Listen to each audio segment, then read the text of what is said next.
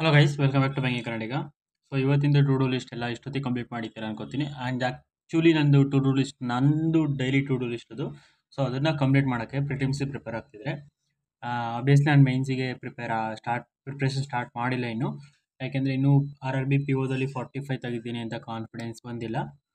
Last year ಪ್ರಿಲಿಮ್ಸಲ್ಲಿ ಎಕ್ಸಾಮಲ್ಲೇ 45 ಬಂದಿತ್ತು, 44.75 something ಏನೋ. But ಇನ್ನೂ ಯಾಕೆ ಕಾನ್ಫಿಡೆನ್ಸ್ ಬಂದಿಲ್ಲ ಅಂತ ಹೇಳ್ತಿದ್ದೀನಿ ಅಂದರೆ, ಇನ್ನೂ ಒಂದು ಮಾರ್ಕ್ ಕೊಟ್ಟಿಲ್ಲ. April 4th ಏನೋ ಒಂದು ಮಾರ್ಕ್ ಕೊಟ್ಟಿದ್ದೆ ಪ್ರೀವಿಯಸ್ ಇಯರ್ದೇ. ಅದರಲ್ಲಿ 38 ಅವರ್ಸ್ ಸಮಥಿಂಗ್ ಏನೋ ಬಂದಿತ್ತು. ಬಟ್ ಅದೇ ಏನೊಂದು ಗ್ರಿಪ್ ಹೋಗಿದೆ ಸಬ್ಜೆಕ್ಟ್ ಮೇಲೆ. ಸೊ ಅದಕ್ಕೋಸ್ಕರ ನನಗೆ ಇನ್ನೂ ಅಷ್ಟು ಫುಲ್ ಕಾನ್ಫಿಡೆನ್ಸ್ ಬಂದಿಲ್ಲ. ನಾನು ಪ್ರಿಲಿಮ್ಸ್ ಫುಲ್ ಕ್ಲಿಯರ್ ಇದ್ದೀನಿ, ಮೈನ್ಸಿಗೆ ಸ್ವಿಚ್ ಆಗ್ಬೋದು ಅಂತ. ಸೊ ಅದಕ್ಕೋಸ್ಕರ ನನ್ನ ಸ್ಟಡಿ ಪ್ಲ್ಯಾನಲ್ಲಿ 30 ಡೇಸ್ ಪ್ರಿಲಿಮ್ಸಿಗೆ ಅಂತೆಲ್ಲ ಕೊಟ್ಟಿರೋದು. ಸೊ ಮೈನ್ಸಿಗೆ ಅಂತ ಎಕ್ಸ್ಟ್ರಾ ಟೈಮ್ ಕೊಡಲ್ಲ, ಎಕ್ಸೆಪ್ಟ್ ಕರೆಂಟ್ ಅಫೇರ್ಸ್ ಓದ್ತೀನಿ ಆ್ಯಂಡ್ ಪಝಲ್ ಸಾಲ್ವ್ ಮಾಡಬೇಕಿದ್ರೆ 1-2-3 ಮೈನ್ಸ್ ಪಝಲ್ ಸಾಲ್ವ್ ಮಾಡ್ತೀನಿ. ಅದು ಬಿಟ್ಟರೆ ಅರ್ಥಮೆಟಿಕ್ ಹೆಂಗಿದ್ರು ಒಂದು ಚಾಪ್ಟರ್ ಇಟ್ಕೊಂಡ್ರೆ ಅದರಲ್ಲಿ ಬೇಸಿಕ್ಕಿಂದ ಪ್ರೋವರೆಗೂ ಆ ಚಾಪ್ಟ್ರಲ್ಲಿ ಏನೇನು ಕ್ವಶನ್ ಬರುತ್ತೆ ಅದೆಲ್ಲ ಆಬ್ವಿಯಸ್ಲಿ ಒಂದು ವೀಡಿಯೋದಲ್ಲೇ ಯಾವ ಸರ್ನ ನೀವು ಫಾಲೋ ಮಾಡ್ತಿದ್ರೋ ಆ ವೀಡಿಯೋದಲ್ಲಿ ಕವರ್ ಮಾಡಿರ್ತಾರೆ. ಸೊ ಅರ್ಥಮೆಟಿಕ್ ಅದರಿಂದ ಕಲಿತೀನಿ. But extra mains sectional marks ಅಥವಾ ಪ್ರಿಲಿಮ್ಸ್ ಇಗ್ನೋರ್ ಮಾಡೋದು ಮಾಡ್ತಿಲ್ಲ, ಜಾಸ್ತಿ ಪ್ರಿಲಿಮ್ಸಿಗೆ ಅಂತ ಟೈಮ್ ಕೊಟ್ಟಿರೋದು. ಸೊ ಇವತ್ತು ಸ್ವಲ್ಪ ಪರವಾಗಿಲ್ಲ, ಪ್ರೀವಿಯಸ್ 3 ಡೇಸ್ಗಿಂತ 5 ಮಿನಿಟ್ಸ್ ಜಾಸ್ತಿ ಓದಿದ್ದೀನಿ. ಆ್ಯಂಡ್ ಇವತ್ತು ಯಾಕೆ ಜಾಸ್ತಿ ಓದೋಕ್ಕಾಗಿಲ್ಲ ಅಂತಂದರೆ, ಇವತ್ತು ನಾನು ಎದ್ದಿದ್ದೆ ಮೇ ಬಿ 12:30 ಏನೋ ಆಗಿತ್ತು. ಸೊ ಇವತ್ತು ಆಲ್ಫಾನ್ಯೂಮೆರಿಕ್ ಸೀರೀಸ್ ಆಯಿತು, ಎಡಿಟೋರಿಯಲ್ ಕ್ಲಾಸ್ ಅಟೆಂಡ್ ಮಾಡಿದೆ. ಅದು ನಾನು ರೆಕಾರ್ಡೆಡ್ ನೋಡ್ತೀನಿ. And 35 minutes wrong number series practice ಮಾಡಿದೆ. And simplification wrong number series ನಂದು ಸ್ಕ್ವಾಂಟ್ ಬುಕ್ ಇದೆ, ಅದರಲ್ಲಿ ಪ್ರಾಕ್ಟೀಸ್ ಮಾಡಿದೆ. ನೀವು ಬೇಕಿದ್ರೆ ಸ್ಮಾರ್ಟ್ ಕಿಡದಲ್ಲಿ ಸೆಕ್ಷನ್ ವೈಸು ನೀವು ಹೋದರೆ, ಅಂದರೆ ಫ್ರೀ ಕ್ವಿಸ್ ಸೆಕ್ಷನಲ್ಲಿ ಸಬ್ಜೆಕ್ಟ್ ವೈಸು ನಿಮಗೆ ಎಲ್ಲ ಟಾಪಿಕ್ ಮೇಲೂ ಫ್ರೀ ಕ್ವಿಸ್ಗಳಿದೆ. ಸೊ ಅಲ್ಲಿಂದ ಸಾಲ್ವ್ ಮಾಡ್ಬೋದು. ಅದೆಲ್ಲ ಮುಗ್ದಾದ್ಮೇಲೆ ಕೇಳಿ ಬೇಕಿದ್ರೆ ಇನ್ನೂ ಸೋರ್ಸು ಮತ್ತು PDF ನಾನು ತುಂಬ subject wide PDF already Telegram ಚಾನಲಲ್ಲಿ ತುಂಬ ಶೇರ್ ಮಾಡಿದ್ದೀನಿ. ಸೊ ಅದನ್ನೆಲ್ಲ ಟೆಲಿಗ್ರಾಮಲ್ಲಿ ಫೈಲ್ ಸೆಕ್ಷನಿಗೆ ಹೋದರೆ ನಿಮಗೆ ಸಿಗುತ್ತೆ. ಆ್ಯಂಡ್ ಪಝಲ್ಸು ಮತ್ತು ಸೀಟಿಂಗ್ ಅರೇಂಜ್ಮೆಂಟ್ ಕೂಡ ಅದೇ ಪರ್ಟಿಕ್ಯುಲರ್ ಟೈಪ್ ಎಲ್ಲಿ ಪ್ರಾಕ್ಟೀಸ್ ಮಾಡ್ತೀರಾ ಅಂತಂದರೆ ಸೇಮ್ ಸ್ಮಾರ್ಟ್ ಕಿಡ ಪ್ಲಸ್ ಅಡ್ಡಾ 24/7 ನಿಮಗೆ ಟೈಮ್ ಉಳಿದ್ರೆ, ಎಕ್ಸ್ಟ್ರಾ ನಾನು ಕೊಡೋ ಡೈಲಿ ಟು ಡೂ ಲಿಸ್ಟ್ ಮಾಡಿ ಟೈಮ್ ಉಳಿದ್ರೆ ಅಡ್ಡಾ 24/7 ಡೈಲಿ ಫ್ರೀ ಕ್ವಿಝಸ್ನ ಕಂಪಲ್ಸರಿಯಾಗಿ ಅಟೆಂಡ್ ಮಾಡಿ. ಎಕ್ಸ್ಪೆಷಲಿ ಕ್ವಾಂಟ್ ಮತ್ತು ರೀಸನಿಂಗ್ನ ಈಗ RRB POಗೆ ಪ್ರಿಪೇರ್ ಆಗ್ತಿರೋರು ಇಗ್ನೋರ್ ಮಾಡಬೇಡಿ. And puzzle 4-3 actually 7 prelims level solve ಮಾಡಿದ್ದು, ಬಟ್ 4 ಮೈನ್ಸ್ ಲೆವೆಲ್ ಸಾಲ್ವ್ ಮಾಡಿದೆ ಇವತ್ತು. ಅದೇನೋ ಪಝಲ್ ಸಾಲ್ವ್ ಮಾಡಬೇಕಾದ್ರೆ ಅದು ಡೈವರ್ಟ್ ಆಗುತ್ತೆ ನನಗೆ, ಅಂದರೆ ಪ್ರೀ ಲೆವೆಲ್ ಓಕೆ ಅಂತ ಅನಿಸುತ್ತೆ. ಸೊ ಮೈನ್ಸಿಗೆ ಸ್ವಿಚ್ ಆಗ್ಬಿಡ್ತೀನಿ. ಆ್ಯಂಡ್ ಅದು ಬಿಟ್ಟರೆ ಕ್ರಿಟಿಕಲ್ ರೀಸನಿಂಗ್ ಓದಿದ್ದೀನಿ ಇವತ್ತು. ಅದು ಕೂಡ ನಾನು ಮೈನ್ಸ್ ಅವರಿಗೆ ಅಂತ ಹೇಳಿದ್ದೆ ನೆನ್ನೆ.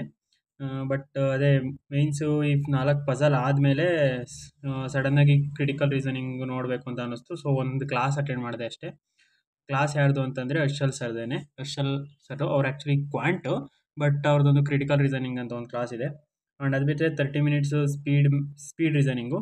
ಸೊ ಸ್ಪೀಡ್ ರೀಸನಿಂಗಲ್ಲಿ ಆಲ್ಫಾನ್ಯೂಮೆರಿಕ್ ಸೀರೀಸ್ ಮಾಡಿದ್ದೀನಿ. ಸೊ ಟೋಟಲ್ 4 ಅವರ್ ಓದಿದ್ದೀನಿ. ಸೊ ನೀವೆಲ್ಲ ಒಂದು 5 ಅವರ್ ಮಿನಿಮಮ್ ಅಂದರೆ 5-6 ಓದ್ತಿದ್ದೀರಾ ಅಂತ ಅನ್ಕೋತೀನಿ. ಸೊ ಈಗ ನಾಳೆದು ನಂದು ಇದರಲ್ಲಿ ಮತ್ತೆ ಟಾರ್ಗೆಟಲ್ಲಿ ಪರ್ಚಮ್ ಕ್ಲಾಸಸಲ್ಲಿ ಡೈಲಿ CA ಕವರ್ ಆಗಿಲ್ಲ. ಸೊ ನಿನ್ನೆ ಇವತ್ತು ನಾಳೆ 3 ದಿನದ ಕವರ್ ಆಗಲ್ಲ ನನಗೆ ನಾಳೆ. So I am skipping those 3 days. But weekly skip ಮಾಡಲ್ಲ. April 1st ವೀಕಿಂದ ಕಂಪಲ್ಸರಿ ಓದ್ತೀನಿ. PDF ಸಿಗೋದು ಕಾಯ್ತಿದ್ದೀನಿ. ಸೊ PDF ಸಿಕ್ಕಾದ್ಮೇಲೆ April 1st ವೀಕ್ದು ಅಫೇರ್ಸ್ ಕೊಡೋದು ದಿನಕ್ಕೆ ಎಷ್ಟು ಪೇಜ್ ಓದ್ತೀನಿ ಅಂತಲೂ ಮೆನ್ಷನ್ ಮಾಡ್ತೀನಿ.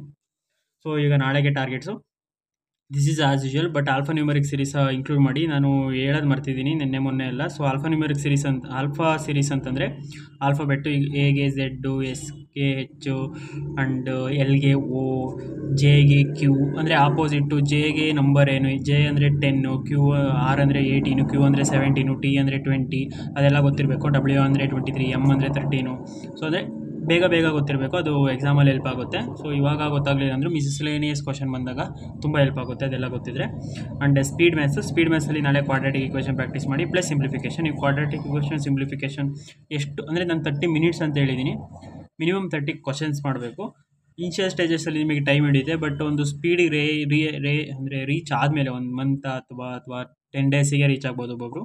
ಸೊ 30 ಮಿನಿಟ್ಸ್ ಅಷ್ಟು ಕ್ವಶನ್ಸ್ ಆಗುತ್ತೆ. ಆ್ಯಂಡ್ ಎಡಿಟೋರಿಯಲ್ +5 ವಕ್ಯಾಬ್ಸು ನಾನೇ ಕನ್ನಡದಲ್ಲಿ ಡೈಲಿ ಒಂದು 2-3 ಮಿನಿಟ್ಸಲ್ಲಿ 5 ವಕ್ಯಾಬ್ ಹೇಳ್ಬಿಟ್ಟು ಆ್ಯಂಡ್ 1 or 2 ಫ್ರೇಸ್ಗಳು ಹೇಳ್ಬಿಟ್ಟು ವಿಡಿಯೋ ಮಾಡೋಣ ಅಂತ ಇದ್ದೀನಿ.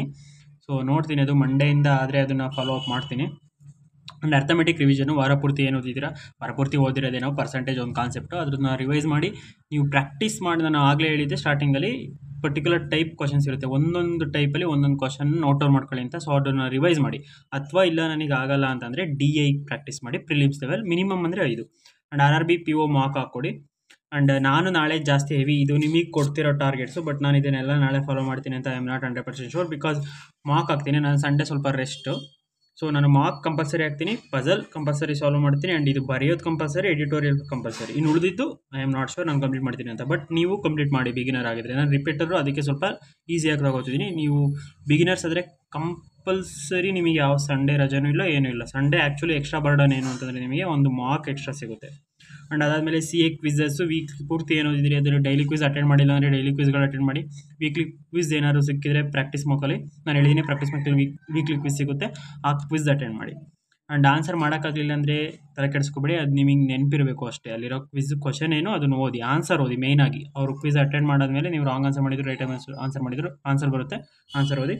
ಸೊ ಮೇನ್ಸ್ ನಾಳೆ ಮೇನ್ಸ್ ಪ್ರಿಪರೇಷನ್ ಆಗ್ತಿರೋರು full length mark is utter waste ಈಗಲೇ ಮೇನ್ಸಿಂದು ನನ್ನ ಪ್ರಕಾರ. ಸೊ ಕ್ವಾಂಟ್ ಮತ್ತು ರೀಸನಿಂಗು ಸೆಕ್ಷನಲ್ಲಿ ಮಾರ್ಕ್ ಹಾಕಿ. ಆ್ಯಂಡ್ ಅರ್ಥಮೆಟಿಕ್ ಕಾನ್ಸೆಪ್ಟ್ನ ರಿವೈಸ್ ಮಾಡಿ. ಲಾಸ್ಟ್ ವೀಕ್ ಏನು ಓದಿದ್ರಿ ಅದನ್ನ, ಅಥವಾ ಅರ್ಥಮೆಟಿಕ್ ಯಾವ್ದಾರ ಒಂದು ಚಾಪ್ಟರ್ ತೊಗೊಂಡು ಒಂದು 2-3 ಅವರ್ಸ್ ಒಂದೇ ಚಾಪ್ಟರಲ್ಲಿ ಒಳ್ಳೊಳ್ಳೆ ಲೆವೆಲ್ ಕ್ವಶನ್ನ ಪ್ರಾಕ್ಟೀಸ್ ಮಾಡಿ. And mains level DI pi chart try ಮಾಡಿ. ಪೈ ಚಾರ್ಟ್ ಆಲ್ಮೋಸ್ಟ್ ಬರ್ತದೆ ಎಲ್ಲ ಎಕ್ಸಾಮಲ್ಲೂ, ಅದಕ್ಕೋಸ್ಕರ ಹೇಳ್ತಿದ್ದೀನಿ. ಅದರಲ್ಲಿ ಡಿಗ್ರಿ, ಪರ್ಸೆಂಟೇಜು, 2 ಪೈ ಚಾರ್ಟ್ ಇರೋದು, ವೇರಿಯೇಬಲ್ ಇರೋದು, ಅದನ್ನೆಲ್ಲ ಟ್ರೈ ಮಾಡಿ. And April first week CA revise ಅಥವಾ ಇನ್ನೂ ಕಂಪ್ಲೀಟ್ ಆಗಿರೋದ್ರೆ ಕಂಪ್ಲೀಟ್ ಮಾಡಿ. ಇನ್ನೂ ತುಂಬ ಟೈಮ್ ಇದೆ. April first week actually April 15-20 ಆದರೂ ಏಪ್ರಿಲ್ ಫಸ್ಟ್ ವೀಕಲ್ಲೇ ಇರ್ತೀನಿ ನಾನು ಫಾಸ್ಟಾಗಿ ಮೂವ್ ಆಗೋಲ್ಲ. ಎಷ್ಟು ಬೇಗ ಕ್ಲಿಯರ್ ಮಾಡ್ತೀರಾ ಕಲಿತೀರಾ ಕಾನ್ಸೆಪ್ಟ್ನ, ಅಥವಾ ಎಷ್ಟು ಬೇಗ CA ಕವರ್ ಮಾಡ್ತೀರಾ ಅನ್ನೋದು ಮ್ಯಾಟರ್ ಆಗೋಲ್ಲ, ಎಷ್ಟು ನೆನ್ಪಿಡ್ಕೋತೀರಾ ಕರೆಂಟ್ ಅಫೇರ್ಸು ಅದು ಮ್ಯಾಟರ್ ಆಗುತ್ತೆ. ಸೊ ನಾನು ಸ್ಲೋವಾಗಿ ಹೋಗ್ತೀನಿ. ನಿಮಗೇನಾದ್ರು ಪುಷ್ ಮಾಡಬೇಕು ಅಥವಾ ನೀವು ಹಾರ್ಡ್ ಪುಷ್ ಮಾಡಬೇಕು ಅಂತಂದರೆ ಅದು ನಿಮ್ಮ ಇಷ್ಟ. ಸೊ ಇದು ನನ್ನ to do list. I am 100% sure ಇದು ವರ್ಕ್ ಆಗುತ್ತೆ ನನಗೆ ಅಂತ. ಆ್ಯಂಡ್ ನಿಮಗೆ 1 ಮಂತ್ ಆದರೂ ಏನು ರಿಸಲ್ಟು ಸಿಗಲಿಲ್ಲ ಅಂದರೆ try to make your own ಸ್ಟ್ರಾಟಜೀಸ್ನ ನೀವು ತುಂಬ ವಿಡಿಯೋಗಳು ತುಂಬ ಜನ ಯೂಟ್ಯೂಬಲ್ಲಿ ಹಾಕಿದ್ದಾರೆ. ಬಟ್ ಎಲ್ಲರಿಗೂ ಎಲ್ಲ ಸ್ಟ್ರಾಟಜಿ ವರ್ಕ್ ಆಗೋಲ್ಲ. ಎಲ್ಲರೂ ಯುನಿಕ್ ಇರ್ತೀವಿ, ಎಲ್ಲರದ್ದು ಯುನಿಕ್ ಮೈಂಡ್ ಸೆಟ್ ಇರುತ್ತೆ, ಆ್ಯಂಡ್ ಟೈಮ್ ಟೇಬಲ್ ಇರುತ್ತೆ. ಒಬ್ಬರು ಮಾರ್ನಿಂಗ್ ಪರ್ಸನ್ ಇರ್ತೀರಾ, ಈವ್ನಿಂಗ್ ಪರ್ಸನ್ ಇರ್ತೀರಾ. ಸೊ ಸ್ಟ್ರಾಟಜಿಗಳು ಎರರ್ಗಳಾಗುತ್ತೆ. ನಂದು ಸ್ಟಾರ್ಟಿಂಗಲ್ಲಿ ತುಂಬ ಎರರ್ಗಳಾಗಿದೆ ಸ್ಟ್ರಾಟಜಿಗಳಲ್ಲಿ. ನಾನು ಡೈರೆಕ್ಟಾಗಿ ಏನು ಸ್ಟ್ರಾಟಜಿ ಮಾಡಿಲ್ಲ, ನಾನು ತುಂಬ ಜನದ ಅಂದರೆ ಆ್ಯಕ್ಚುಲಿ ಹಿಂದಿಯವರೇ ಜಾಸ್ತಿ ಹಾಕಿರೋದು ಆ ಥರ ಎಲ್ಲ. ಸೊ ಆಲ್ಮೋಸ್ಟ್ ಸಿಂಗಲ್ ಯೂಸರ್ಸ್ ಯಾರ್ಯಾರಿದ್ದಾರೆ ಹಿಂದಿಲಿ ಕ್ಲಿಯರ್ ಆಗಿರೋರು ಅವ್ರದ್ದು ಎಲ್ಲರದು ನೋಡಿದ್ದೀನಿ. ನೀವು ಯಾರು ನೇಮ್ ಹೇಳ್ತೀರೋ ಅವರೆಲ್ಲರದು ಸ್ಟ್ರಾಟಜಿಗಳು ನೋಡಿದ್ದೆ ನಾನು ಸ್ಟಾರ್ಟಿಂಗಲ್ಲಿ. ಈ ವರ್ಷ ಹಾಕಿರೋರು ನೋಡಿಲ್ಲ, ಹೋದ ವರ್ಷ ಯಾರ್ಯಾರು ಕ್ಲಿಯರಾಗಿ ಹಾಕಿದ್ರು ಅವ್ರದ್ದೆಲ್ಲರದು ನೋಡಿ ನನಗೇನು ವರ್ಕ್ ಆಗುತ್ತೆ ಅಂತ ಎಲ್ಲದರಲ್ಲೂ ಒಂದೊಂದು ಪಾಯಿಂಟ್ ತೊಗೊಂಡ್ಬಿಟ್ಟು ನಾನು ಇನ್ಕ್ಲೂಡ್ ಮಾಡಿದ್ದೀನಿ ಅಷ್ಟೇ. So thank you for watching. ನಾಳೆ ಇನ್ನೂ ಜಾಸ್ತಿ ಪುಷ್ ಮಾಡೋಕ್ಕೆ ಟ್ರೈ ಮಾಡಿ. ಆ್ಯಂಡ್ ನಾಳೆ ಮೇ ಬಿ ನಾನು ಮಾರ್ಕ್ ಹಾಕ್ತೀನಿ. ಆ್ಯಂಡ್ ಇಲ್ಲಿ ಮಾರ್ಕು ವಾಲಿಬೋರ್ಡು ಟೆಕ್ಸ್ಟು ಅಡ್ಡ ಅಂತ ಹಾಕಿದ್ದೀನಿ. ನೀವು 3ರಲ್ಲಿ ನಾನು 1 ಅಥವಾ 2 ಹಾಕ್ತೀನಿ, 3 ಹಾಕಲ್ಲ. ಈ 3 ಆ್ಯಪ್ಗಳಲ್ಲೂ ಫ್ರೀ ಲೈವ್ ಮಾರ್ಕ್ ಇದೆ. ಸೊ ನಥಿಂಗ್ ಟು ಪೇ, ಹೋಗ್ಬಿಟ್ಟು ಫ್ರೀ ಮಾರ್ಕ್ ಅಟೆಂಡ್ ಮಾಡಿ. ಆ್ಯಂಡ್ ನಾನು ಈಗಲೇ ಮಾರ್ಕ್ನ ಬೈ ಮಾಡಿ ಅಂತ ಸಜೆಸ್ಟ್ ಮಾಡೋದು, ಯಾಕೆಂದರೆ ಮಾರ್ಕ್ ಏನಾದ್ರು ನೀವು ಬೈ ಮಾಡಿದರೆ ಅದು ವ್ಯಾಲಿಡಿಟಿ ಮೇಲೆ ಹೋಗುತ್ತೆ. Maybe 6 months, 3 months, 9 months ಆ ಥರ ಇರುತ್ತೆ. So better to buy in May end ಅಥವಾ ಜೂನಲ್ಲಿ ಬೈ ಮಾಡಿದರೆ ಒಳ್ಳೆಯದು, ಯಾಕೆಂದರೆ ಆವಾಗಲೇ ನೀವು 2 ಮಂತ್ಸ್ ಗ್ಯಾಪ್ ಸಿಗುತ್ತೆ, ಜೂನ್ ಜುಲೈ ಮಾರ್ಕ್ ಹಾಕೋಕ್ಕೆ. ಸೊ ಆ 2 ಮಂತ್ಸಲ್ಲಿ ಫಾರ್ ಎಕ್ಸಾಂಪಲ್ ಈಗ ಟೆಕ್ಸ್ಟ್ ಬುಕ್ ಮಾರ್ಕು ನಂದು ಆಲ್ರೆಡಿ ಇದೆ, ಅದರಲ್ಲಿ RRB POಗೆ 25 ಮಾರ್ಕ್ಸ್ ಇದೆ ಪ್ರಿಲಿಮ್ಸ್ಗೆ, ಆಯಿತಾ. ಸೊ ಆ 25 ಪ್ರೀವಿಯಸ್ ಇಯರ್ದೊಂದು 10 ಏನೋ ಇರಬೇಕು. ಸೊ ದಿನಕ್ಕೆ 1 ಹಾಕಿದ್ರೂ ನೀವು 60ಇಂದಲ್ಲಿ ಎಷ್ಟೋ ಹಾಕ್ಬೋದು. ಸೊ ಈಗಲೇ ಮಾರ್ಕ್ ಬೈ ಮಾಡಿದರೆ ಬೇಡ ಅಂತ ನನ್ನ ಒಪಿನಿಯನ್ನು. ಅದಕ್ಕೆ ನಂದು ಗೈಡ್ಲೇ ಎಕ್ಸ್ಪೈರ್ ಆಗಿದೆ, ಬಟ್ ನಾನು ಅದನ್ನು ಬೈ ಮಾಡ್ತಿಲ್ಲ ಈಗಲೇ. ಅದು ಆಮೇಲೆ ಬೈ ಮಾಡ್ತೀನಿ. ಒಂದು ಸ್ಕೋರು ಒಂದು ಲೆವೆಲಿಗೆ ಬರಬೇಕು, ನಾವು ಒಂದು ಲೆವೆಲಿಗೆ ರೀಚ್ ಆದಮೇಲೆ ಸ್ಕೋರಲ್ಲಿ ಆವಾಗ ಬೈ ಮಾಡಬೇಕು. ಒಂದು ಲೆವೆಲಿಗೆ ಕಾನ್ಸೆಪ್ಟ್ ಎಲ್ಲ ಕ್ಲಿಯರ್ ಆದಮೇಲೆ ಸುಮ್ಮನೆ ಮಾರ್ಕ್ ಅಂತ ಕೂತ್ಕೊಂಡ್ರೆ ಮಾರ್ಕ್ಸ್ ಇಂಪ್ರೂವ್ ಆಗಲ್ಲ. Concept clarity is very important. So thank you for watching.